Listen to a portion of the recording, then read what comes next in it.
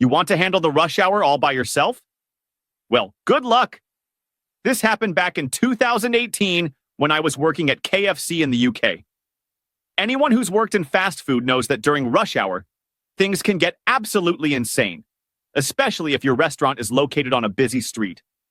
I worked weekends because that's when the customer flow was the heaviest, and weekends were the only time I was free from my university classes.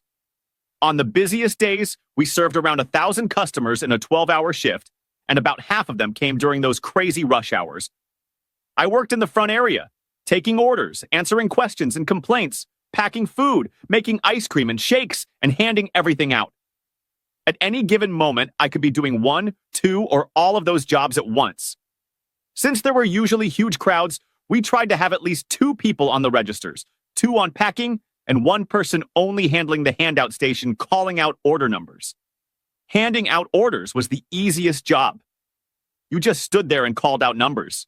So, naturally, most tired employees gravitated to that spot, including me.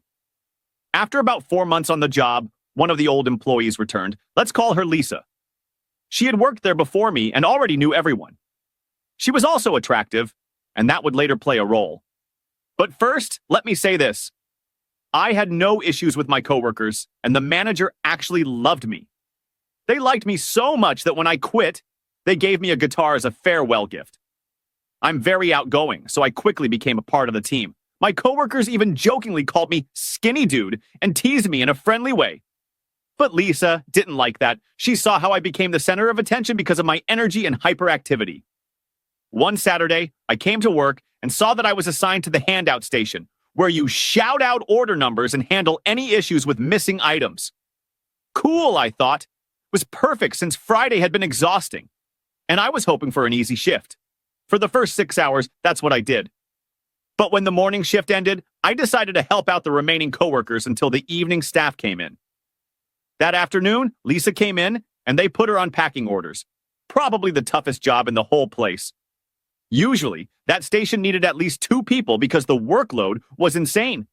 But that day, we were short-staffed, and Lisa was assigned to do it alone.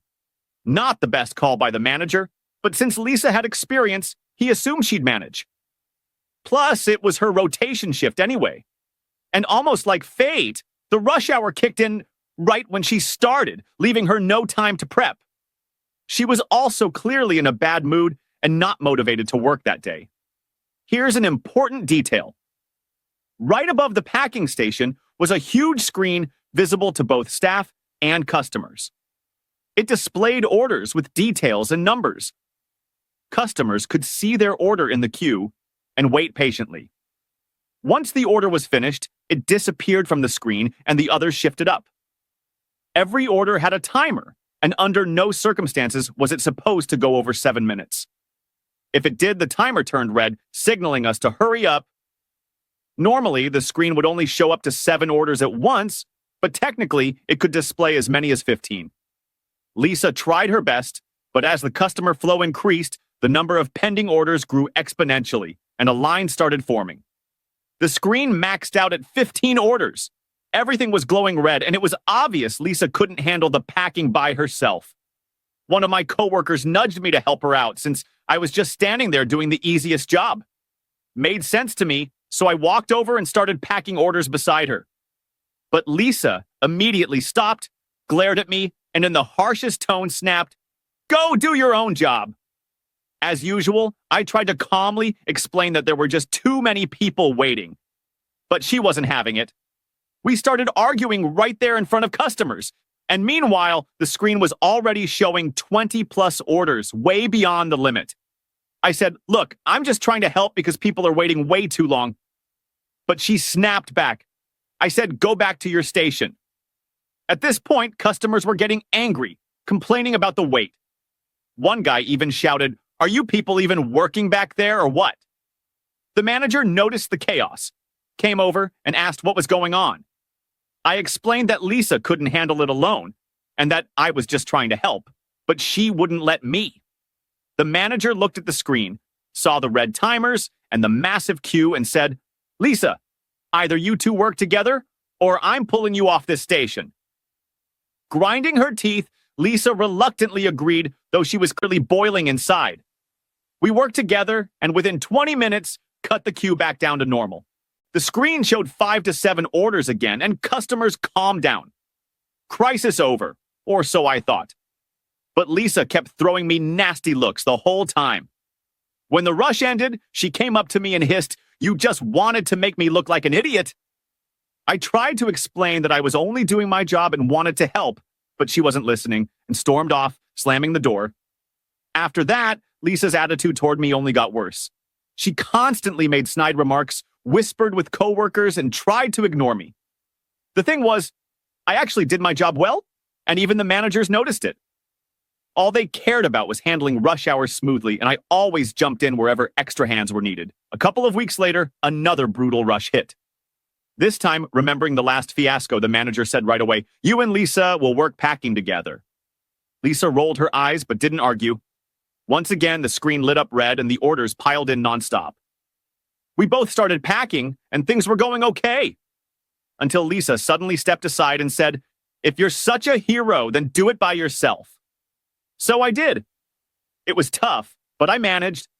I packed, handed out orders, even helped the cashiers when I could. Customers noticed. Some even thanked me directly. One woman said, "You're amazing. Without you, this place would fall apart." The manager saw everything and later praised me in front of everyone, saying that the restaurant depended on employees like me. Meanwhile, Lisa stood in the corner, silent and furious. After that shift, it became crystal clear. Lisa saw me as competition. She started acting like I was her main enemy. She'd throw loud insults, make jabs in front of customers, or pretend she was the one handling everything while I was just in the way. But the truth was obvious to everyone. Even coworkers whispered to me, "Don't pay attention, she's just jealous." One time I came in early and overheard her complaining to another worker. The managers only praise him, like we're all nobodies without him. I'm sick of it. That's when I realized there was no point in arguing or defending myself. I just kept doing my job the best I could. A couple of months later, my contract ended, and I planned to leave so I could focus on school. When I told the manager, he gathered everyone and said, "We're losing one of our best employees. It's going to be hard without him that day." My coworkers threw me a farewell party. They brought cake, lots of jokes, and even gave me a guitar because they knew I loved music. And Lisa, she just didn't show up. She didn't even say goodbye. Honestly, I didn't care by then. I knew I had given my best, and I left with good memories. Lisa never accepted that someone else could work harder than her, or at least be recognized more. But for me, it was a valuable lesson. I learned you can't please everyone. The ones who want to appreciate you will, and the ones who don't will always find a reason to hate. I also realized that even in the most stressful situations, you can stay composed and help others, even if they don't always want it. And honestly, every time I see a KFC now, I look back at it all with a little smile.